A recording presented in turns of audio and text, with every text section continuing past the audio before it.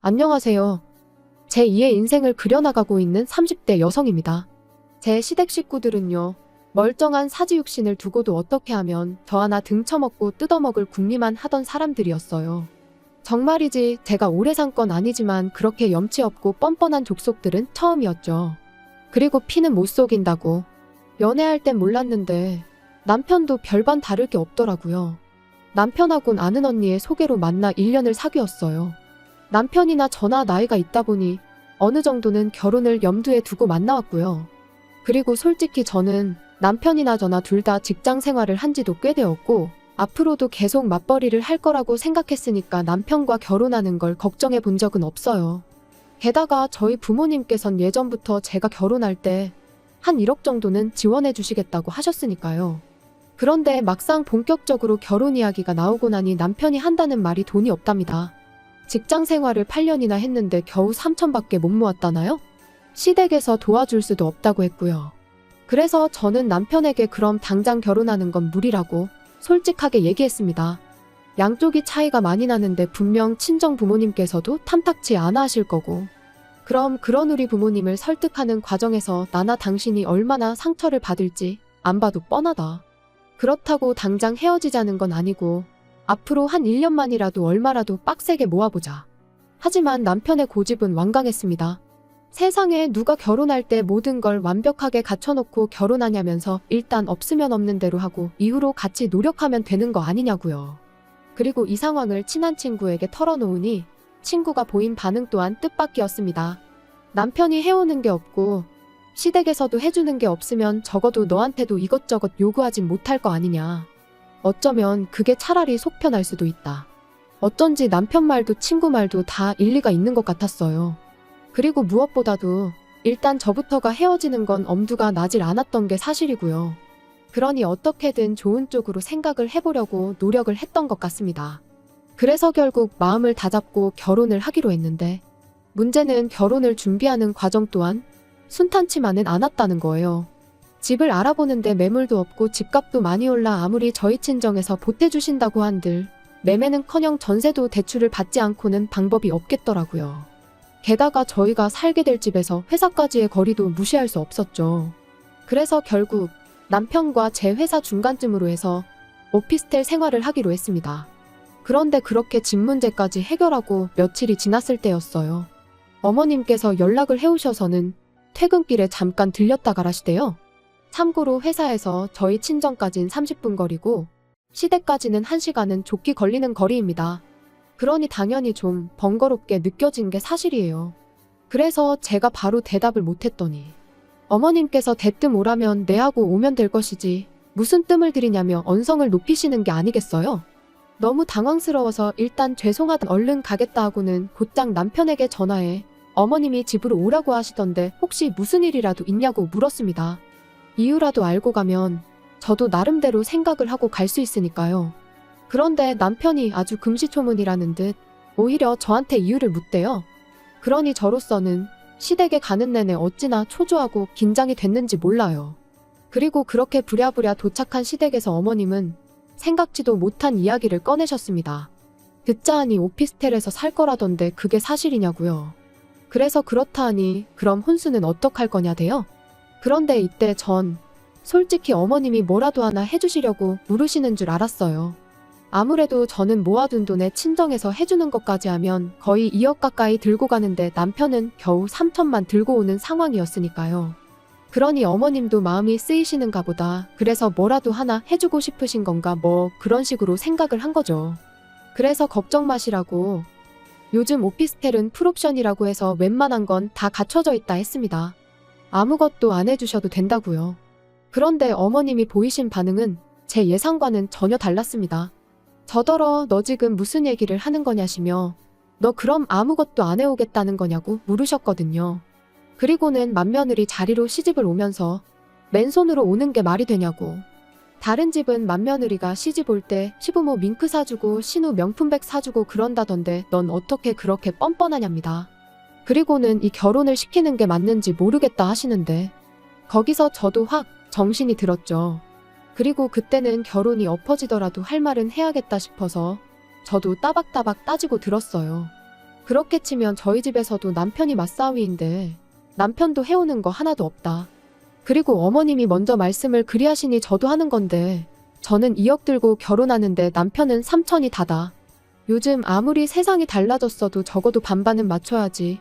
어떻게 겨우 3천만 들려서 아들 장가를 보내시냐. 그랬더니 어머님께서 저한테 누가 너더러 그만큼 들고 시집오라고 했냐입니다. 네 부모가 내 아들 좋으라고 그 돈 해주냐고. 너 좋으라고 해주는 거 아니냐면서요. 그리고 그렇게까지 이야기가 나왔으니 솔직히 저는 이 결혼은 안 하는 게 맞다 싶더라고요. 그래서 무슨 말씀이신지 잘 알겠다. 부디 어머님 마음에 쏙 드는 며느리 찾으시라 말씀드리고 뒤도 안 돌아보고 자리에서 일어났지요. 그리고는 현관으로 향하는데 신우가 기가 막힌다는 눈빛으로 저를 쳐다보더라고요. 그래서 저도 똑같이 한번 쏘아보고는 문이 부서져라 닫고 나왔습니다. 집으로 돌아오는 내내 생각할수록 괘씸하고 어이가 없었어요. 그래서 남편에게 전화해 어머님께서 하셨던 이야기를 그대로 전하고는 이렇게 됐는데 결혼은 무슨 결혼이냐고. 죄다 없던 일로 하자 했습니다. 그랬더니 남편이 안절부절 못하는 목소리로 일단 만나자며 사정을 하대요. 하지만 이미 제 마음은 확고했기에 됐다고 거절했어요. 그런데 막상 집에 도착하니 방 안에 쌓여있는 청첩장들이 눈에 들어왔습니다. 그리고 이내 이 나이에 파혼했다 하면 주변에서들 날 어떻게 볼까 싶고 한편으론 부모님 체면에도 먹칠을 하는 건 아닌지 정말 별의별 생각이 다 드는 거예요. 그리고 그 와중에 남편은 계속해서 자기가 어머니하고 제대로 단판을 짓겠다며 한 번만 자기를 믿어달라고 문자를 보내댔고요. 그래서 결국 원래대로 결혼하기로 한 거죠. 그리고 정말로 약속대로 남편이 어머님하고 단판을 잘 지었는지 이후로 결혼식까지 어머님께선 억지를 쓰시거나 무리한 요구를 하지 않으셨습니다. 그래서 저는 이제부터라도 어머님과 잘 지내봐야겠다고 생각을 했죠. 그런데 어머님이 괜히 가만히 계셨던 게 아니었어요. 신혼집을 얻고 하는 과정에서 일단 대부분은 제가 가진 돈으로 해결할 수 있었기에 남편이 모아둔 3천만 원은 제가 달라고 하질 않았었어요. 그 돈으로는 차를 사면 되겠다 싶었거든요. 그런데 결혼하고 며칠 지나지 않았을 때 중고차 구경을 하다가 정말 괜찮은 차를 발견했습니다. 그래서 남편에게 이 차로 사면 될 것 같으니 돈을 달라고 했거든요. 그랬더니 자꾸 이 핑계 저 핑계만 대면서 돈을 주지 않는 거예요. 그리고 그런 남편의 태도가 너무 미심쩍어서 그럼 알겠다 차는 안 사도 된다. 하지만 돈은 일단 보내달라 했습니다. 그랬더니 그걸 왜 달라고 하냐면서 오히려 언성을 높이는 게 아니겠어요? 그리고 그런 남편의 태도가 정말 어찌나 수상쩍던지 그래서 저도 지지 않고 같이 소리를 지르기 시작했어요. 그랬더니 그제서야 하는 말이 자기한테 1,000만 원밖에 없답니다. 어이가 없었어요. 결혼 이야기 나오고 지금까지 반년 동안 도대체 2천을 어디다 쓴 건지 감이 안 왔거든요. 그래서 혹시 주식했냐 코인했냐 물으니 그것도 아니랍니다. 그리고는 하는 말이 어머님한테 드렸대요. 죽기 살기로 키워놨더니 은혜도 안 갚고 장가를 가냐며 나오지도 않는 눈물을 쥐어짜내고 효를 하시길래 보다 못해 얼마면 되겠냐고 소리를 질렀더니 언제 울었냐는 듯 일단 2천이라고 하시며 계좌로 보내라고 하시더라나요. 그래서 진짜 치사하고 더러워서 드렸다고요. 그리고 그 당시엔 남편 말을 정말 고지고대로 믿었기에 정말 크게 충격을 받았어요. 남편이 불쌍하기도 했고요. 그래서 더는 따지지 않고 알겠다 했습니다. 그리곤 그냥 남은 1,000만 원만 제가 가지고 왔어요. 남편이 들고 있다가는 그나마도 뺏기지 싶어서 말이에요. 그런데 생각지도 못한 골치 아픈 일이 또 터졌습니다.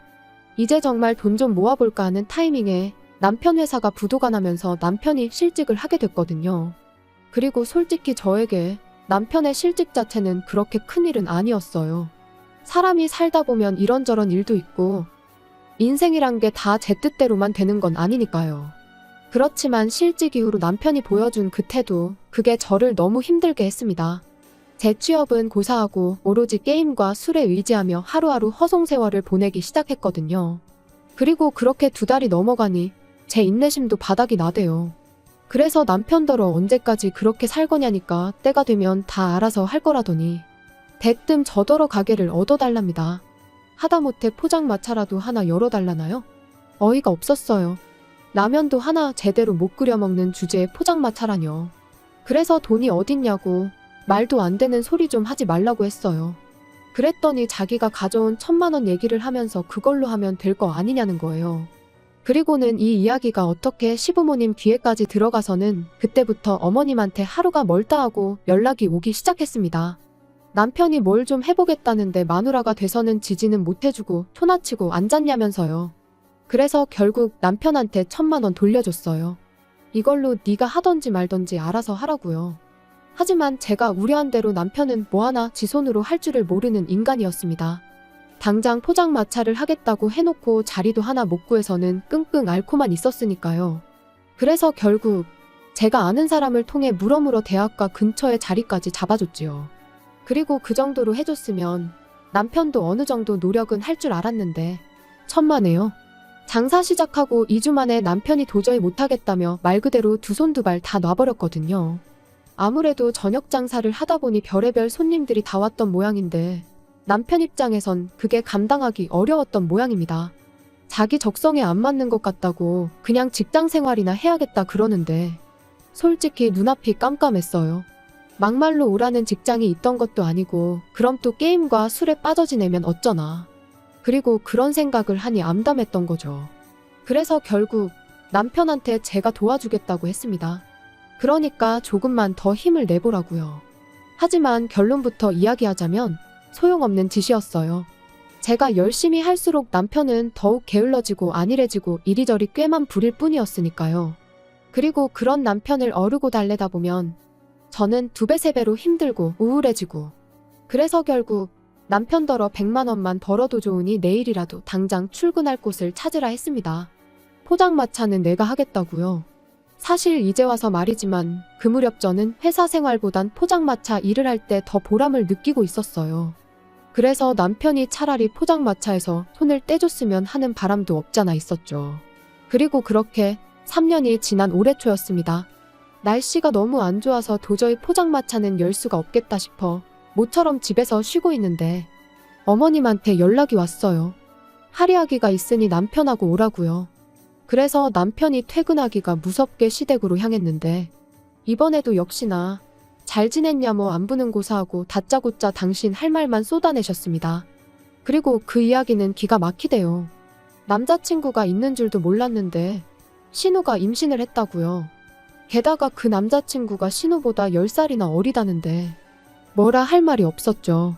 하지만 뭐 제가 어떻게 생각하든 두 사람이 좋으면 그만 아닌가요? 그래서 축하한다 했습니다. 그랬더니 어머님이 너는 하나뿐인 신우가 시집을 가게 생겼는데 말로만 그러냐면서 신우랑 결혼해야 할 남자가 가진 게 쥐뿔도 없어서 큰일이다 뭐 그런 푸념을 잠깐 늘어놓으시더니 그래서 말인데 저더러 가게 열려고 모아놓은 돈이 있지 않냐며 일단 그 돈을 좀 쓰셔야겠답니다. 빌려달라고 해도 빌려줄까 말까인데 완전 맡겨놓은 사람처럼 말씀을 하시더라니까요. 그래서 단칼에 그렇게는 안 된다 했습니다.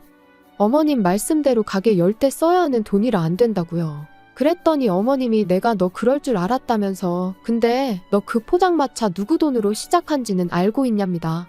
내 아들 돈으로 시작한 거다. 이 말씀이셨죠. 그래서 저도 그건 결혼할 때 들고 온 결혼자금이었으니 남편 돈이라고만 볼 수는 없다고 받아쳤어요. 그런데 남편은 하지만 어머님이 3천을 다 가져가실 수도 있었는데 2천만 가져가신 거라고 생각하면 어머님의 권리가 아예 없다고는 볼 수 없다면서 헛소리나 하더라니까요. 그러면서 가게는 좀 천천히 열어도 되지만 신우는 이제 곧 배도 불러올 거고 그러니까 우열을 따져도 신우 결혼식이 먼저 아니겠냐면서 순서에 맞게 돈을 쓰잡니다. 기가 막혔죠. 그래서 당연히 싫다고 말도 안 되는 소리 좀 하지 말라고 했어요. 그리고는 남편더러 내가 그 돈을 어떻게 벌었는지 누구보다 잘 알면서 그런 소리가 나오냐고 그럴 것 같으면 당신이 당신 앞으로 대출받아 빌려주라고 쏘아붙였네요. 그랬더니 저희 어머님은 또다시 아니 돈이 있는데 뭐하러 쓸데없이 대출을 받아서 이자를 내냐며 저더러 그렇게 네 욕심만 챙기면 못 쓴다나요? 그리고는 시집 올 때도 CM이고 신우한테 뭐 하나 해주지도 않고 정말 너무한다면서 그런 식으로 굴거면 아예 당신 아들하고도 살지 말라대요. 그리고 저는 그런 어머님의 말씀에 남편이 뭐라고 한마디라도 할 줄 알았는데 전혀요. 남편은 어머님이 하시는 말씀이 전부 다 옳다는 표정으로 저를 바라볼 뿐이었어요. 그래서 저도 몇 초간 남편을 바라보다가 알겠다고 했습니다. 데려가시라고. 지금 당장 제가 먼저 남편을 포기하겠다고요. 그랬더니 그제서야 어머님도 남편도 그리고 신우까지 이게 아닌데 하는 표정을 짓더니 남편이 제 손목을 잡아 끌고 방으로 데리고 들어가선 왜 이렇게 일을 키우냐입니다. 그냥 이참에 몇 푼이라도 도와주고 어머님한테 인정받고 하면 얼마나 좋으냐면서요. 하지만 이제 와서 인정은 무슨 다 필요 없다 했습니다. 당장 남편부터가 내 마음 하나 몰라주는데 어머님한테 인정받는 건 나한테는 아무런 의미도 없다고요. 그리고는 신우 배가 불러오든 말든 시집을 가든 못 가든 그건 다 니네 식구들끼리 알아서 해라 하곤 방 밖으로 뛰쳐나왔지요. 그리곤 안녕히 계시라는 인사는커녕 뭐를 하건 간에 분수껏 하라고 괜한 사람 괴롭히지 말라 했습니다. 남편한테는 이 짐은 퀵으로 다 보내줄 테니 따라 나오지 말라 했어요. 집으로 돌아오는 내내 마치 결혼 전 어머님한테 처음 폭언을 들었던 그날처럼 어찌나 분하고 속상하던지 눈물만 하염없이 흐르더군요. 그리고 남편하고는 결국 협의 이혼했습니다. 포장마차 시작할 때 들어간 비용의 반을 돌려주는 조건으로 깔끔하게 헤어졌지요. 솔직히 그 돈도 주기 싫었지만 그나마도 안 주면 도무지 나가 떨어질 것 같지가 않아서 별 수 없었네요. 듣자 하니 남편은 저와 이혼하고 얼마 안 가 또 회사에서 잘린 모양입니다. 그런데 이번엔 남편이 회사 공금에 손을 댔다는 소문이 있어요. 혹시 신우 결혼 때문에 그런 짓까지 한 걸까요? 이제 뭐 저랑 상관없는 사람이니까 제 알 바는 아니지만 남편을 생각하면 불쌍하기도 하고 한편으론 한심하기도 하고 미움보다는 애증이라고 봐야 할 것 같네요. 아무튼 남편과는 헤어졌지만 그 사람이 아니라면 장사를 시작할 엄두조차 못 냈을 테니 고마운 마음도 조금은 남아있기에 그 사람은 그 사람대로 잘 살기를 바랄 뿐입니다.